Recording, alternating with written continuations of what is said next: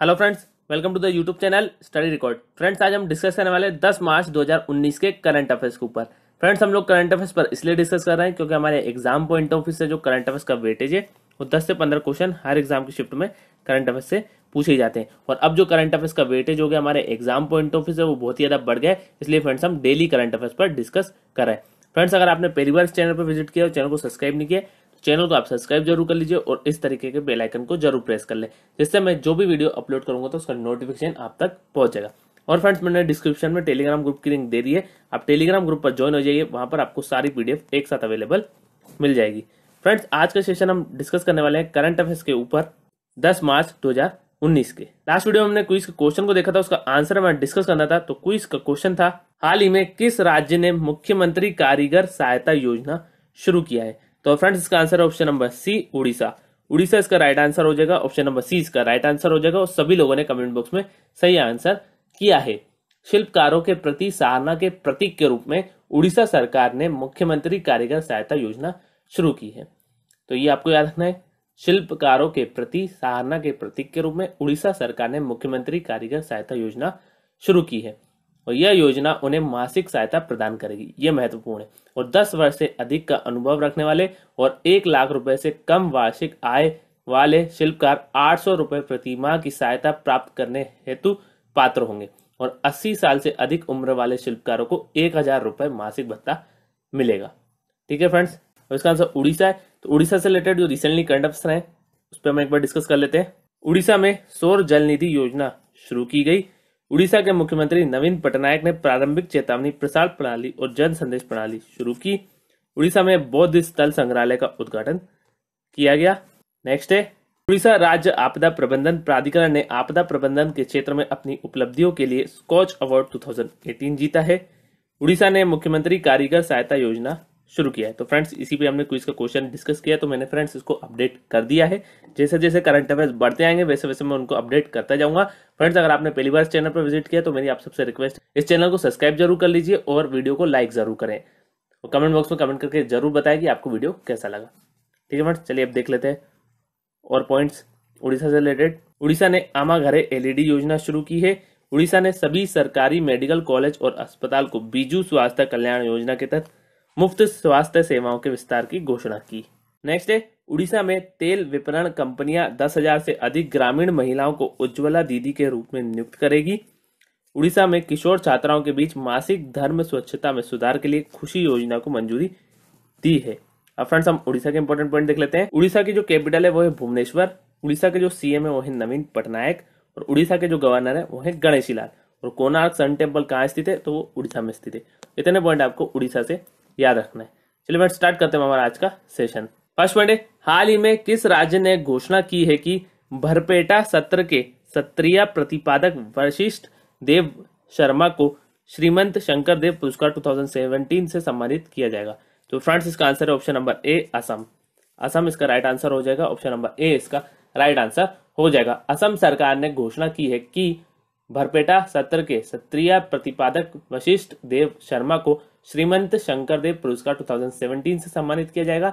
और यह भी घोषित की गई कि 2016 का माधव देव पुरस्कार मायामोरा दिनोज सत्रिया के गुजदानंद चंद्र गोस्वामी को दिया जाएगा। तो ये भी आपको याद रखना है। और कालीचरण ब्रह्मा पुरस्कार 2018 बोरंगाजुली श्रीमंत शंकरदेव सात्र के शताधिकारी को दिया जाएगा। तो बेसिकली आपको याद रखना है कि असम सरकार ने घोषणा की है कि भरपेटा सत्र के सत्रीय प्रतिपादक वशिष्ठ देव शर्मा को श्रीमंत शंकरदेव पुरस्कार 2017 से सम्मानित किया जाएगा। नाम आपको याद रखना है।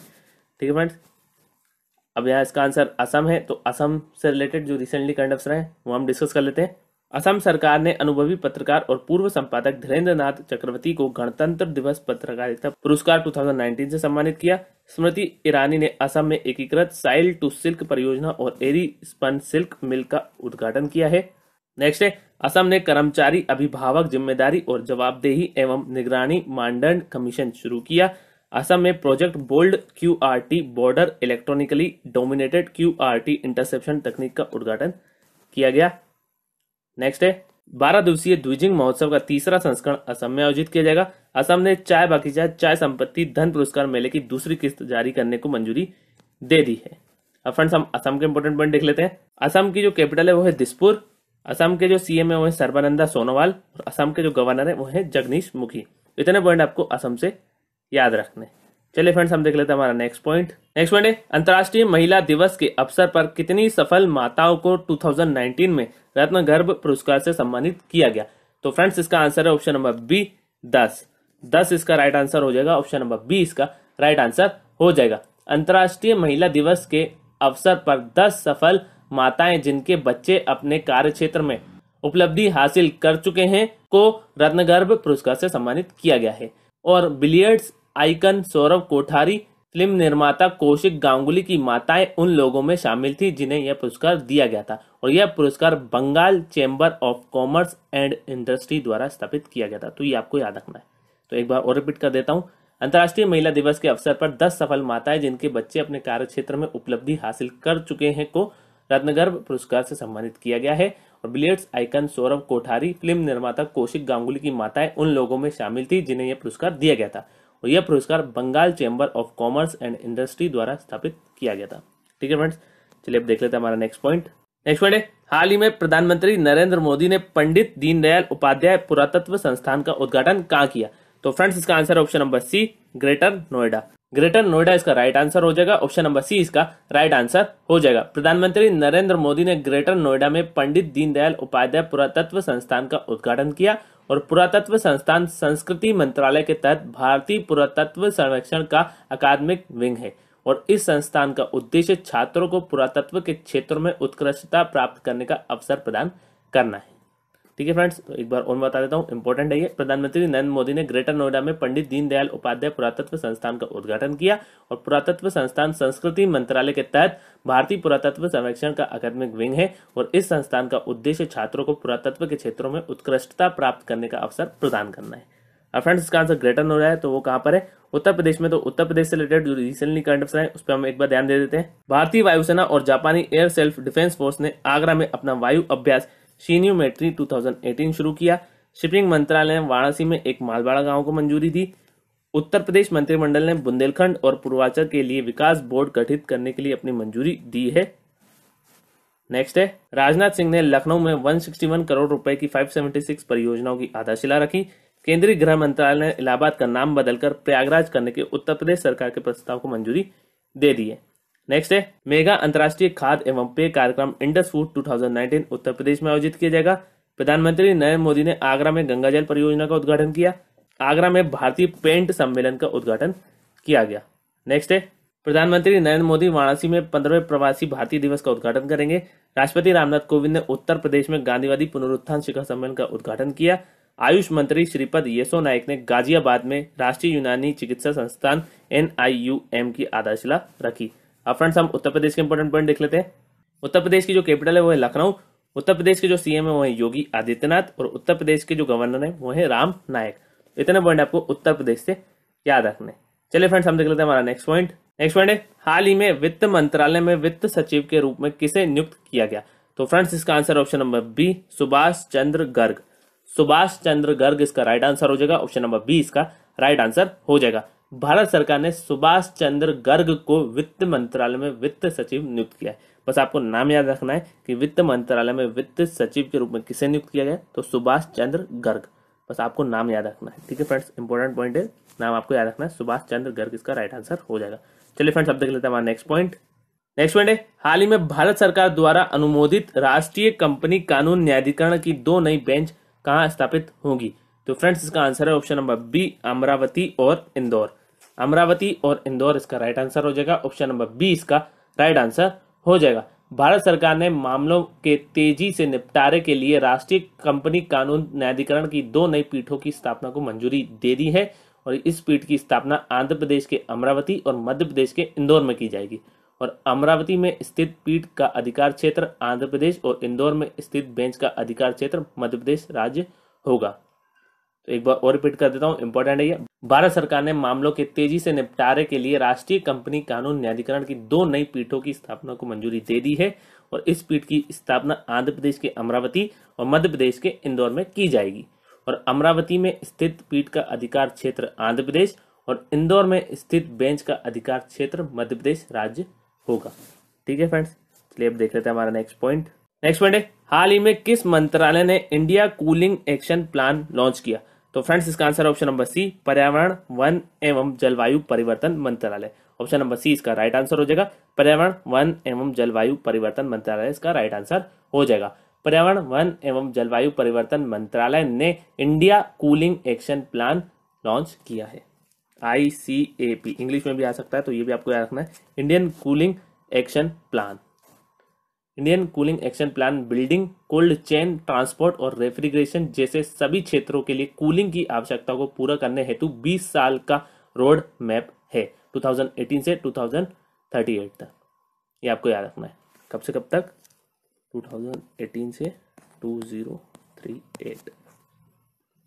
ठीक है, और इसका उद्देश्य सभी क्षेत्रों में 2037-38 तक कूलिंग की मांग को 20% से 25% तक और रेफ्रिजरेंट की मांग को 25% से 30% तक कम करना है। ठीक है फ्रेंड्स, एक बार और रिपीट कर देता हूँ। पर्यावरण वन एवं जलवायु परिवर्तन मंत्रालय ने India cooling action plan launch किया और India cooling action plan building, cold chain, transport और रेफ्रिजरेशन जैसे सभी क्षेत्रों के लिए कूलिंग की आवश्यकताओं को पूरा करने हेतु 20 साल का रोड मैप है। ठीक है फ्रेंड्स, चलिए अब देख लेते हैं हमारा नेक्स्ट पॉइंट। नेक्स्ट पॉइंट है, हाल ही में औपचारिक भारत जापान अंतरिक्ष वार्ता कहां आयोजित की गई? तो फ्रेंड्स इसका आंसर है ऑप्शन नंबर ए, नई दिल्ली। नई दिल्ली इसका राइट आंसर हो जाएगा। ऑप्शन नंबर ए इसका राइट आंसर हो जाएगा। औपचारिक भारत जापान अंतरिक्ष वार्ता नई दिल्ली में आयोजित की गई। कहाँ आयोजित की गई ये आपको याद रखना है, और भारत जापान अंतरिक्ष वार्ता ये आपको याद रखना है। और इस वार्ता से दोनों देशों के बाहरी अंतरिक्ष से संबंधित मंत्रालयों और एजेंसियों को एक साथ लाने और संबंधित अंतरिक्ष नीतियों पर सूचना के आदान प्रदान का अवसर प्रदान हुआ और उनके अंतरिक्ष उद्योगों जासा, इसरो के वैश्विक नेविगेशन उपग्रह प्रणाली के बीच द्विपक्षीय सहयोग पर भी चर्चा हुई। जासा और इसरो, तो ये भी आपको याद रखना है। औपचारिक भारत जापान अंतरिक्ष वार्ता नई दिल्ली में आयोजित की गई और इस वार्ता से दोनों देशों के बाहरी अंतरिक्ष से संबंधित मंत्रालयों और एजेंसियों को एक साथ लाने और संबंधित अंतरिक्ष नीतियों पर सूचना के आदान प्रदान का अवसर प्रदान हुआ। ठीक है फ्रेंड्स, अब इसका आंसर न्यू दिल्ली। तो न्यू दिल्ली से रिलेटेड जो रिसेंटली करंट अफेयर है उस पर हम एक बार डिस्कस कर लेते हैं। नई दिल्ली में 30वें राष्ट्रीय सड़क सुरक्षा सप्ताह 2019 का उद्घाटन होगा। राजनाथ सिंह ने वेस्ट टू वंडर पार्क का उद्घाटन नई दिल्ली में किया। इंटरनेशनल शूटिंग स्पोर्ट्स फेडरेशन विश्व कप 2019 नई दिल्ली में शुरू हुआ है। नेक्स्ट है, राइजिंग इंडिया समिट 2019 का उद्घाटन नई दिल्ली में किया गया। प्रधानमंत्री नरेंद्र मोदी ने राष्ट्रीय युद्ध स्मारक का उद्घाटन नई दिल्ली में किया। प्रधानमंत्री नरेंद्र मोदी ने नई दिल्ली में आइस्कॉन मंदिर के भक्तों द्वारा तैयार की गई भगवत गीता का अनावरण किया। नेक्स्ट है, कपड़ा मंत्री स्मृति ईरानी ने नई दिल्ली में पावर टेक्स इंडिया के तहत बुनाई और बुने हुए कपड़ा क्षेत्र के विकास के लिए एक योजना शुरू की है। भारतीय सांकेतिक भाषा शब्दकोश का दूसरा संस्करण नई दिल्ली में लॉन्च किया गया। नेक्स्ट है, इंडो पैसिफिक रीजनल डायलॉग 2019 का दूसरा संस्करण नई दिल्ली में आयोजित किया जाएगा। वित्त मंत्री अरुण जेटली द्वारा मन की बात रेडियो पर एक सामरिक क्रांति नामक पुस्तक का विमोचन नई दिल्ली में हुआ। अब फ्रेंड्स हम दिल्ली के इंपॉर्टेंट पॉइंट देख लेते हैं। दिल्ली के जो सीएम है वो है अरविंद केजरीवाल। दिल्ली के जो गवर्नर है वो है अनिल बैजल।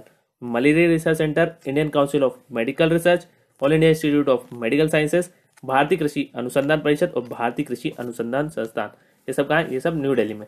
इतने पॉइंट आपको दिल्ली से याद रखने। चलिए फ्रेंड्स हम देख लेते हैं हमारा नेक्स्ट पॉइंट। नेक्स्ट पॉइंट है, हाल ही में भारत ने चीन में अपना तीसरा आईटी गलियारा कहाँ शुरू किया है? तो फ्रेंड्स इसका आंसर है ऑप्शन नंबर डी, जियांगसू इसका राइट आंसर हो जाएगा। ऑप्शन नंबर डी इसका राइट आंसर हो जाएगा। भारत ने चीन में अपने तीसरे सूचना प्रौद्योगिकी गलियारे की शुरुआत की, जो भारतीय और चीनी कंपनियों के बीच साझेदारी को सुगम बनाएगा। और आईटी गलियारे को राष्ट्रीय सॉफ्टवेयर एवं सेवा कंपनी संघ और चीन के छुजोरू शहर के जियांगसू प्रांत द्वारा विकसित किया गया था। और अन्य दो आईटी गलियारे चीन के डालियन और गुइयांग शहरों में हैं। कहाँ पर है? डालियन और गुरियांग शहर में है। ठीक है फ्रेंड्स, अब फ्रेंड्स आज चीन की बात हो रही है तो चीन से रिलेटेड जो रिसेंटली करंट अफेयर है उस पर भी हम ध्यान दे देते हैं। चीन ने एक कृत्रिम सूर्य बनाया है। भारत और चीन ने बीजिंग में 9वीं वार्षिक रक्षा और सुरक्षा वार्ता आयोजित की। भारत और चीन के बीच 14 दिवसीय सैन्य अभ्यास हैंड इन हैंड आयोजित किया जाएगा। नेक्स्ट है, चीन ने चंद्रमा की दूरवर्ती सतह पर रोबोटिक क्राफ्ट लैंड करने के लिए पहला मिशन लॉन्च किया। भारत और चीन ने जन आदान प्रदान बैठक आयोजित की। नेक्स्ट है, चीन ने दुनिया भर में ब्रॉडबैंड इंटरनेट सेवाएं प्रदान करने के लिए अपना पहला संचार उपग्रह लॉन्च किया। चीन ने अपने सबसे शक्तिशाली गैर परमाणु हथियार का परीक्षण किया। 16वीं रूस भारत चीन बैठक वुजेन में होगी। तो ये भी आपको याद रखना है। अब फ्रेंड्स हम चीन के इंपोर्टेंट पॉइंट देख लेते हैं। चीन की जो कैपिटल है वो है बीजिंग। चीन की जो करेंसी है वो है रेनमिनबी और युआन, दोनों आपको याद रखना है। और चीन के जो प्रेसिडेंट है वो है शी जिनपिंग। इतने पॉइंट आपको चीन से याद रखना है। चलिए फ्रेंड्स हम देख लेते हैं हमारा नेक्स्ट पॉइंट। नेक्स्ट पॉइंट है, मार्शल द्वीप समूह द्वारा 2019 में लॉन्च की गई डिजिटल मुद्रा का क्या नाम है? तो फ्रेंड्स इसका आंसर है option number C, SOV. SOV इसका राइट आंसर हो जाएगा। ऑप्शन नंबर सी इसका राइट आंसर हो जाएगा। मार्शल द्वीप समूह इस साल एसओवी नाम की डिजिटल मुद्रा लॉन्च करेगा और मार्शल द्वीप समूह की सरकार ने डिजिटल मुद्रा विकसित करने हेतु इजराइल की कंपनी नीमा के साथ साझेदारी की है। इजराइल की कौन सी कंपनी के साथ साझेदारी की है? तो ये भी आपको याद रखना है, तो नीमा। और सिर्फ 55,000 की आबादी वाले छोटे से प्रशांत एटोल राष्ट्र मार्शल द्वीप समूह ने 2018 में डिजिटल मुद्रा को कानूनी निविदा के रूप में विकसित करने हेतु कानून पारित किया है। तो एक बार और रिपीट कर देता हूँ, बहुत ही इंपॉर्टेंट है।